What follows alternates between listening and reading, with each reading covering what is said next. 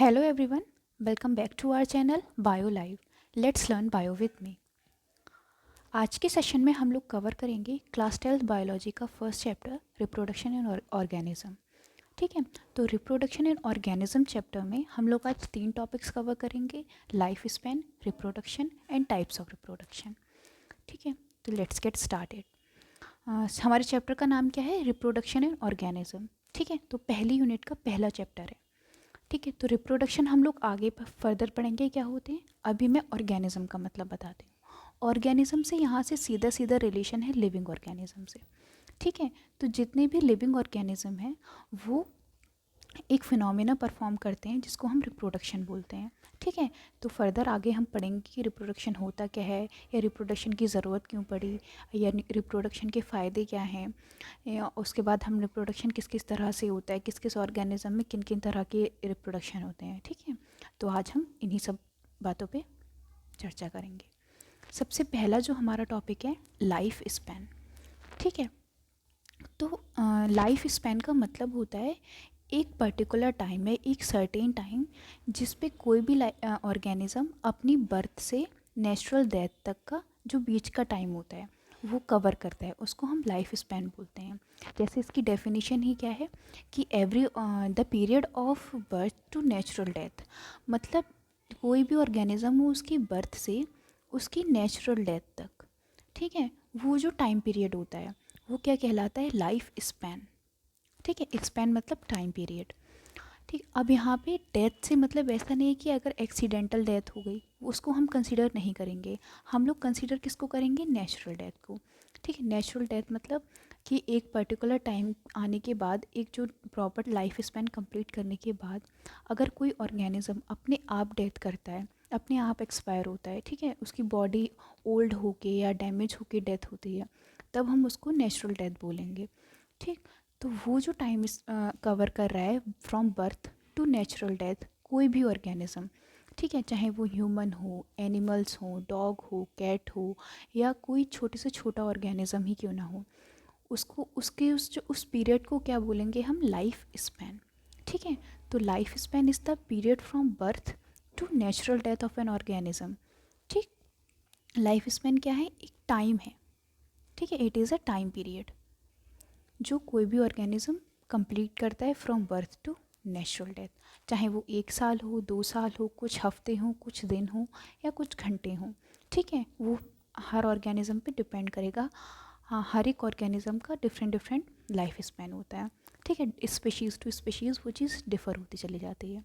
अब ये बात तो हम लोग पहले से ही जानते हैं कि इस अर्थ पे कोई भी चीज़ है या ऑर्गेनिज्म है वो इमॉर्टल तो है नहीं, कि ऐसा तो है नहीं कि वो कभी डेथ नहीं करेगी।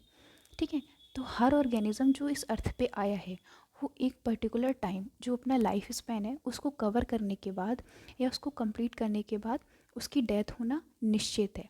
ठीक है, ये तो कंपलसरी है ही है कि जिस चीज़ का बर्थ हुआ है उस चीज़ की डेथ ज़रूर होगी। ठीक है, तो इसलिए अब एक ऑर्गेनिज्म है, ठीक है, तो उस बर्थ हुई उसकी, उसके बाद सर्टेन पीरियड के बाद उसकी डेथ हो गई।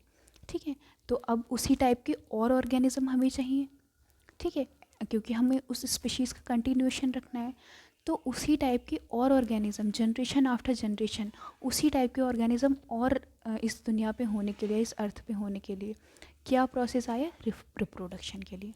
ठीक है, तो ये बात समझ आई यहाँ पे कि रिप्रोडक्शन की नीड क्यों पड़ी, कि ताकि हम कोई भी एक स्पीशीज़ है उसका कंटिन्यूएशन रख सकें, कि वो कभी मतलब एक टाइम तो आता है कि हाँ स्पीशीज़ ख़त्म होती चली जाती हैं, लेकिन काफ़ी हद तक, बहुत बहुत बहुत टाइम तक हम उस चीज़ को एक कंटिन्यूएशन में रख पाएँ, कि जो चीज़ जो डेथ हो गई है उनके पीछे जो यंग वंस हैं वो छोड़ कर जाएँ, ताकि वो फर्दर आगे जनरेशन चला सकें।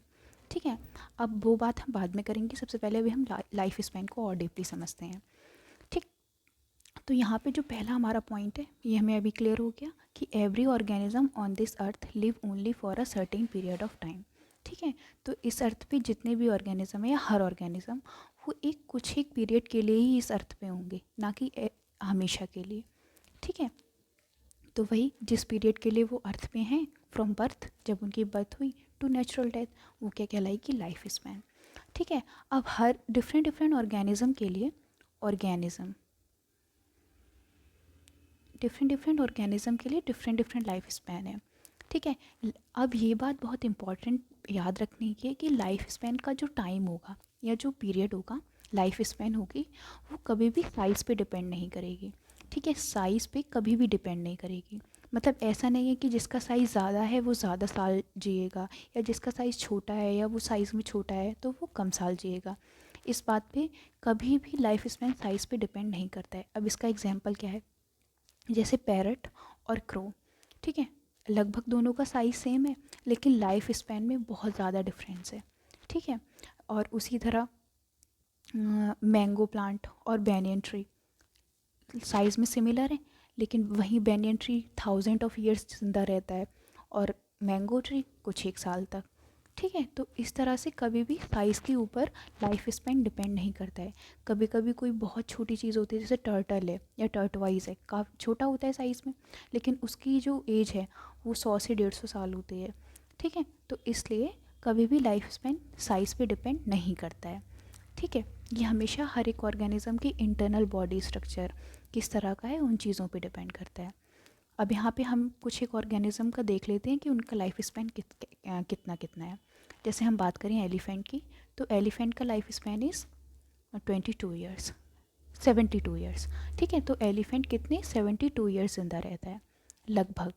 नॉर्मल बात कर रहे हैं, ठीक है, एक्सीडेंटल डेथ की बात नहीं कर रहे हैं हम लोग। बात कर रहे हैं कि अप्रॉक्सीमेटली ये है कि नेचुरल बर्थ से नेचुरल डेथ तक का जो टाइम होगा वो उसका 72 ईयर्स होगा। अगर हम रोज़ फ्लावर के प्लांट की बात करें, ठीक है, तो उसका 7 to 8 ईयर्स। डॉग की बात करें तो 20 ईयर्स। बटरफ्लाई की बात करें तो देखो यहाँ पे इनका वीक्स में आ गया, बहुत कम लाइफ स्पैन है, 1 से 2 वीक, ठीक है। बैनियन ट्री, देखो बैनियन ट्री का मैंने बताया था 1000 साल। बैनियन ट्री का क्या होता है लाइफ स्पैन 1000 ईयर्स। टर्टवाइज का क्या होता है 100 to 150 ईयर्स, ठीक है। इस तरह से हम देख रहे हैं कि कितना वेरिएशन आ रहा है, अलग अलग तरह के ऑर्गेनिज्म में लाइफ स्पैन में कितना कितना फ़र्क आ रहा है। कोई 100 साल, कोई 150 साल, कोई 1000 साल, कोई कुछ हफ्ते और कोई कुछ दिन ही, ठीक है। तो इस तरह से हर डिफरेंट डिफरेंट ऑर्गेनिज्म का डिफरेंट डिफरेंट लाइफ स्पैन, ठीक। तो जो बात मैं अभी बता रही थी वो यहाँ पे आ गई कि life span of an organism doesn't depend on it's size, कभी भी उसके साइज़ पे डिपेंड नहीं करेगी, ठीक। जैसे एग्जांपल हमारा life span of parrot and crow have a wide difference, ठीक। और उनकी साइज़ क्या है अप्रॉक्सीमेटली सेम है, सेम साइज़ होने के बाद भी उनके लाइफ स्पैन में बहुत ज़्यादा डिफरेंस है, ठीक। अब देखो लाइफ स्पैन का मतलब बर्थ से नेचुरल डेथ। तो डेथ जो आई, डेथ तो निश्चित है कि होनी ही होनी है, जिस चीज़ की बर्थ हुई है उसकी डेथ होनी ही है, ठीक है।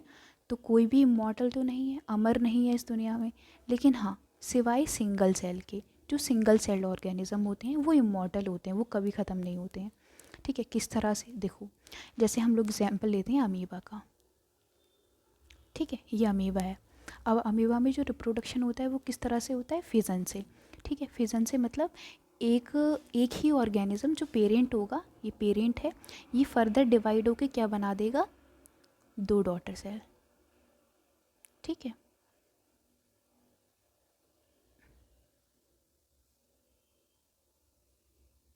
ये हमने क्या लिया है अमीबा, तो अमीबा सिंगल सेल्ड होता है। अब अमीबा में जब जो रिप्रोडक्शन होता है वो फिजन से होता है, मतलब टूट, इसको बोलते हैं टूटना, सेल बॉडी का टूटना। तो ये जो पेरेंट है ये डिवाइड हुआ यहाँ से 2 पार्ट में, ठीक है। तो इसने क्या बना दी, 2 डॉटर सेल। अब देखो यहाँ पे इसकी डेथ तो हुई नहीं, डेथ नहीं हुई, मतलब वो खुद ही टूट के 1 से 2 में बन गया। अब ये फर्दर आगे टूट के फिर 2 बना देंगे, ये फर्दर आगे टूट के फिर 2 बना देंगे। इस तरह से जो पेरेंट मतलब इनमें कहीं ना कहीं इनका पार्ट तो रह गया ना, ऐसा तो है नहीं कि इनसे अलग हैं कहीं, वही टूट के दोबारा डॉटर सेल्स में कन्वर्ट हो गया, वही टूट के दोबारा डॉटर सेल्स में कन्वर्ट हो गया। तो रिन्यूएशन तो हो रहा है, नए तो हो रहे हैं, लेकिन वो ऐसा नहीं है कि पुराने को छोड़ जा रहे हैं, पुराने की डेथ हो रही है, ठीक है। पुराने से ही टूटकर नया बन रहा है, ठीक। तो पुराने की डेथ नहीं हो रही है, इसलिए यहाँ पे इन लोग को क्या बोल देते हैं हम, इमॉर्टल, कि ये सिर्फ सिंगल जो सेल्स होते हैं या सिंगल सेल होते हैं, कोई भी ऑर्गेनिज्म जैसे अमीबा ही ले लेते हैं, ये सिंगल सेल्ड ऑर्गेनिज्म है जो सिर्फ एक सेल के बने होते हैं, उनमें सिर्फ एक ही सेल होता है और वो सारे के सारे फंक्शन उसी सेल से करते हैं, ठीक है। तो वो ही इमॉर्टल हैं, वो कभी ख़त्म नहीं होते हैं। बाकी जो भी मल्टी सेलुलर ऑर्गेनिज्म है, जैसे एनिमल्स हो गए, प्लांट्स हो गए, इंसेक्ट्स हो गए, ये सारे के सारे कैसे होते हैं, इमॉर्टल। ये इनकी डेथ तो होनी ही होनी है, ठीक है। बस सिंगल सेल्ड ऑर्गेनिज्म की डेथ नहीं होती है, क्योंकि वो फर्दर टूट के डॉटर सेल्स बनाते हैं, वो फर्दर टूट के और डॉटर सेल्स बनाती हैं, वो फर्दर टूट के और डॉटर सेल्स बना देती हैं, ठीक है। ठीक, तो अब हम बात करते हैं हमारे मेन टॉपिक रिप्रोडक्शन, ठीक है। तो जब भी री वर्ड जहाँ पे आता है उसका मतलब दोबारा, ठीक। प्रोडक्शन का तो मतलब हमें पता ही है, प्रोड्यूस करना, बनाना, ठीक है। तो इस वर्ड से ही समझ में आ रहा है कि कोई भी चीज़ को दोबारा बनाना। अब वो कोई चीज़ है क्या, यंग वंस या ऑफ स्प्रिंग, बच्चे अपनी जैसे ही यंग वंस ऑफ स्प्रिंग को दोबारा बनाना, दोबारा जनरेट करना इज कॉल्ड रिप्रोडक्शन, ठीक है। यहाँ पे ये चीज़ बहुत ध्यान देने की है कि यहाँ पे सिर्फ सेम काइंड के ऑर्गेनिज्म जनरेट होंगे। जो स्पीशीज़ जनरेट करे सेम उसी टाइप की स्पीशीज़ के बच्चे होंगे या यंग वंस होंगे। तो डेफिनेशन क्या है कि reproduction is defined as the biological process, biological means biological, bio से रिलेटेड है, in which an organism give birth to young ones of their own kind, ठीक है। कोई, तो ये ऐसा बायोलॉजिकल प्रोसेस है जिसमें कोई एक ऑर्गेनिज्म बर्थ देता है किसको, यंग वंस को या ऑफ स्प्रिंग को, उसके ओन काइंड, अपने जैसा। जैसे ह्यूमन है तो उसके यंग वन ह्यूमन ही होंगे, काऊ है तो उसके यंग वन काऊ ही होंगे, बफेलो है तो उसके यंग वन बफेलो होंगे, ठीक है। इंसेक्ट्स हैं तो उनके इंसेक्ट होंगे, सेम काइंड के, सेम स्पीशीज़ के। तो सेम काइंड, सेम स्पीशीज़ के यंग वंस या ऑफ स्प्रिंग जनरेट करना ही रिप्रोडक्शन कहलाता है, ठीक है। अब इसकी ज़रूरत क्यों है, ताकि कोई भी जो स्पीशीज़ है उसकी कंटिन्यूएशन बनी रहे, वो ख़त्म ना होने पाए। ऐसा नहीं है कि एक लाइफ टाइम स्पैन के बाद या लाइफ स्पैन के बाद वो स्पीशीज़ फिनिश हो गई, ठीक है। तो उस चीज़ का कंटिन्यूएशन रखने के लिए रिप्रोडक्शन इज़ नेसेसरी, ठीक। नीड तो हम पढ़ ही चुके हैं कई बार, फिर भी एक बार देखो भाई, जो कि it is a process by which a species remains for generation after generation. कोई भी स्पीशीज़ जनरेशन आफ्टर जनरेशन रह सके, उसकी कंटिन्यूएशन बन सके, इसके लिए हमें रिप्रोडक्शन की ज़रूरत पड़ती है, ठीक है। अब हम पढ़ते हैं टाइप्स ऑफ रिप्रोडक्शन। अब देखो, जैसे हमने देखा कि डिफरेंट डिफरेंट टाइप के ऑर्गेनिज्म हैं, कुछ मल्टी सेलुलर हैं, कुछ सिंगल सेल्ड हैं, कुछ यूकैरियोटिक हैं, कुछ प्रोकैरियोटिक हैं, कुछ हाईली एडवांस्ड हैं और कुछ सिंपल ऑर्गेनिज्म हैं, ठीक है। तो हर की मॉर्फोलॉजी, एनाटॉमी डिफरेंट डिफरेंट है, बाहर से अपीयरेंस अलग है, इंटरनल बॉडी स्ट्रक्चर अलग है, इन्वायरमेंट अलग है, एटमॉस्फेयर अलग है, ठीक है। तो इन सब चीज़ों के हिसाब से हर ऑर्गेनिज्म सेम टाइप के जो प्रोसेस है वो फॉलो नहीं करता है, ठीक है। डिफरेंट डिफरेंट ऑर्गेनिज्म के डिफरेंट डिफरेंट टाइप्स होते हैं जिससे वो रिप्रोडक्शन परफॉर्म करते हैं, ठीक है। तो मेनली रिप्रोडक्शन हमारा दो टाइप का होता है, एसेक्सुअल एंड सेक्सुअल, ठीक है। तो ये सबसे पहले हम एसेक्सुअल रिप्रोडक्शन की बात करते हैं। अब देखो, एसेक्सुअल वर्ड को पहले देखो, ए वर्ड जहाँ भी आता है उसका मतलब है एब्सेंस, ठीक है। एब्सेंस मतलब कोई चीज़ प्रेजेंट ना हो। सेक्सुअल मीन्स सेक्स गैमेट्स, ठीक है। तो वो रिप्रोडक्शन जहाँ पे सेक्स गैमेट्स एब्सेंट हों या उनकी प्रेजेंस की ज़रूरत ना पड़े, उस रिप्रोडक्शन को हम क्या कहेंगे, एसेक्सुअल रिप्रोडक्शन, ठीक है। अब जो सेक्सुअल रिप्रोडक्शन है उसमें फ्यूज़न ऑफ सेक्स गैमेट्स होते हैं, ठीक। तो एसेक्सुअल रिप्रोडक्शन मतलब जो हमारा स्पर्म एंड ओवम की ज़रूरत जहाँ ना पड़े, that reproduction is called asexual reproduction, ठीक है। और इसमें सिर्फ हमें सिंगल पेरेंट की ज़रूरत होती है,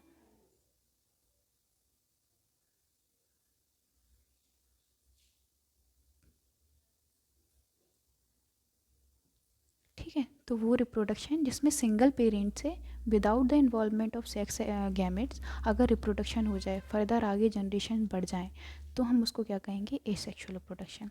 एग्जाम्पल जैसे हमने किस में पढ़ा, अमीबा में, ठीक। अमीबा में ऐसा तो है नहीं कि दो टाइप के अमीबा ज़रूरत पड़े, मेल अलग फीमेल अलग, या गैमेट्स की ज़रूरत पड़ रही है। हमने उसमें क्या देखा कि सिंपल एक सेल था जिससे डिवीज़न होकर फर्दर दो डॉटर सेल्स बन गई। ठीक है, इसमें कोई ना तो फ्यूज़न हुआ, ना दो मेल फीमेल का फ्यूज़न हुआ, या कॉपुलेशन हुआ, या मीटिंग हुई। ठीक है, इसमें विदाउट एनी इन्वॉल्वमेंट सिर्फ एक सेल से दो सेल्स बन गई। तो ये बहुत सिंपल टाइप का रिप्रोडक्शन होता है, और ये किस में प्रेजेंट होता है, सिंगल सेल्ड ऑर्गेनिज्म में। ठीक, तो देखो इसकी डेफिनेशन पढ़ते हैं कि when offspring is produced by a single parent with or without the involvement of gamete formation is called asexual reproduction. ठीक है, तो जब भी ऑर्गेनिज्म अपने यंग वंस जनरेट करते हैं अकेले, without the involvement of second, मतलब मेल, उसमें मेल फीमेल का ऐसा कुछ नहीं होता है, पॉजिटिव नेगेटिव होते हैं।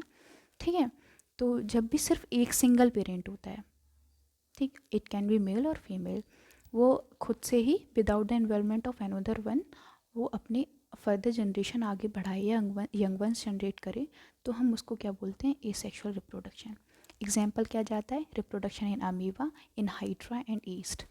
अमीबा, हाइड्रा और ईस्ट में एसेक्सुअल रिप्रोडक्शन होता है। ठीक है, तो आज के सेशन में बस इतना ही। आगे हम अमीबा और ईस्ट और हाइड्रा में किस किस तरह से रिप्रोडक्शन होता है वो पूरा प्रोसेस पढ़ेंगे, और भी एक दो एग्जाम्पल पढ़ेंगे प्लांट्स में। अगर आपको सेशन अच्छा लगा तो like and subscribe. Thank you.